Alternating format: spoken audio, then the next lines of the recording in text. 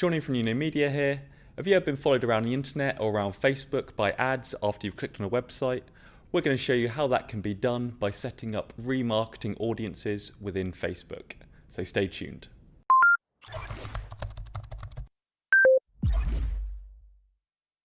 At Media, we help companies grow and thrive using the latest tools, tricks, and online marketing techniques.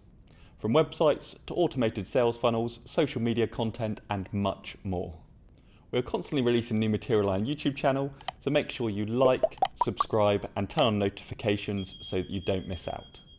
Just before we get going, I want to very quickly tell you about our exclusive offer. We are giving away free access to our paid Hub platform for the first 50 people who click on the link in the description. This offer is going on all of our YouTube videos, so hurry and make sure you get your place.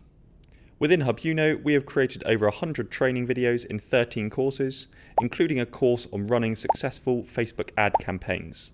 You'll also find recorded webinars and a host of other free content, so remember to click on that link in the description.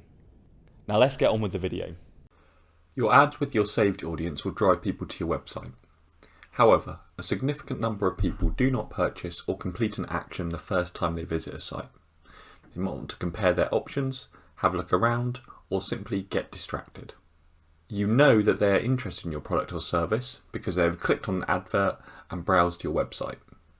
They may also have completed certain actions on your website.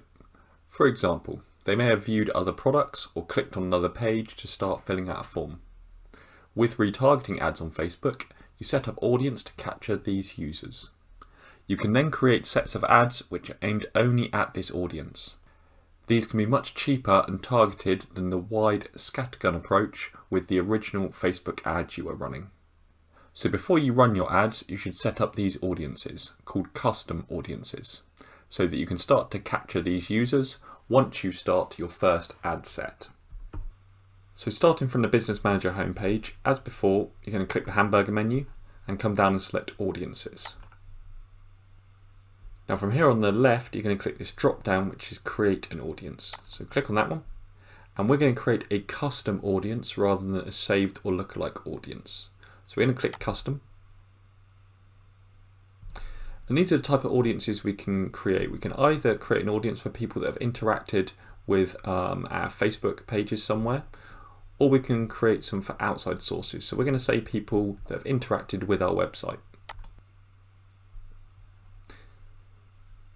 And this is the dashboard you come to. Now this dashboard is a lot simpler than the one you have for the previous audience, for a saved audience. And the reason for that is that in the saved audience, you're looking for people on Facebook with specific interests. Here you're setting up a way to capture people that have gone onto your website. So you need to select the conditions where people will be captured. So at the moment it's set for any people that visit Hub Pixel, that means our Hub website, saying all website visitors in the past 130 days, and you can collect it up to 180 days. So we're going to put it up to the max, 180. Now what we're looking for, and I'll show you this as an example of how you create something, we are looking for someone who has reached this page. The reason we're looking for this is someone that signed up for free for Hub Now what we're looking to create this audience for is people that have maybe got to our landing pages or have got to our registration page but haven't got to this confirmation page. So after you completed certain actions, maybe you've got a product, service, or there's a form you filled in, always make sure you've got a thank you or a confirmation page that you can send them to. So we want people that have come on as website visitors, but as soon as they've reached this page, we don't want them in this audience anymore. Now, the way you can do that is you can say all website visitors, but you want to exclude people who have got to this registration confirmation page. Now you can exclude people in a few ways. So this drop down will always be the same. So you can have all website visitors, people who have visited a specific web page, or visitors by time spent. So I'll just go back very quickly on this bit. So one way you can do it, Hub Pixel, visitors by time spent, you can maybe say the top 25% of the people on your website. So it's saying that visitors by time spent, the top 25% of people that have spent time on there, this will only go to them, your most engaged audience. But we're just going to do all website visitors, exclude. We want to exclude people who have visited a specific web page, which is the registration one. We're going to set our days to 180. And then on the URL, the drop down, you can either say contains, it doesn't contain, or it equals. Now, if it equals, you've got to copy and paste in this whole URL. Now, we're not going to do that here. The reason for that is that if you go registration confirmation / it's then got a, because it's an individual login, it's going to have a whole lot more text after here, the URL. So we want something which contains the words registration confirmation. Now, the reason we can use this is because no other page on our website, the URLs, contain the registration confirmation. If you, for example, were to put the words thank you in here, it would pick up every thank you page across your website. So, for example, this is our thank you for purchasing our subscription. We've, rather than just say thank you, we've got subscription thank you. And it might have, say, social media course be social media thank you.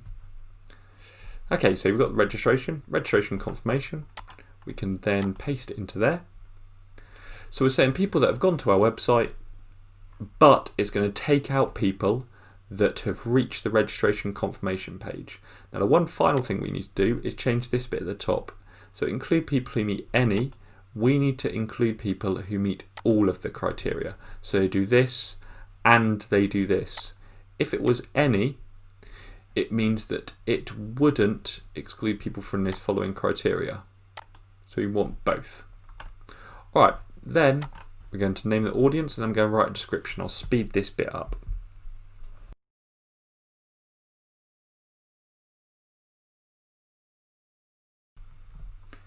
Alright, so we've got the visitor no sign up, which is just the title of it. Now, I'd always recommend filling in description because you're going to have quite a few audiences as your campaigns start to grow, and you're going to need to make sure that you can tell the difference between those audiences. So I'd always recommend putting a description in there. And that is just about it. You can play along with a few of these settings and try and set them up for your web page. Remember, you're trying to pick up very specific audiences. So when they've done a very specific action on your website, or it can just start with be people that have visited your website, and then you can test out a few more audiences like this.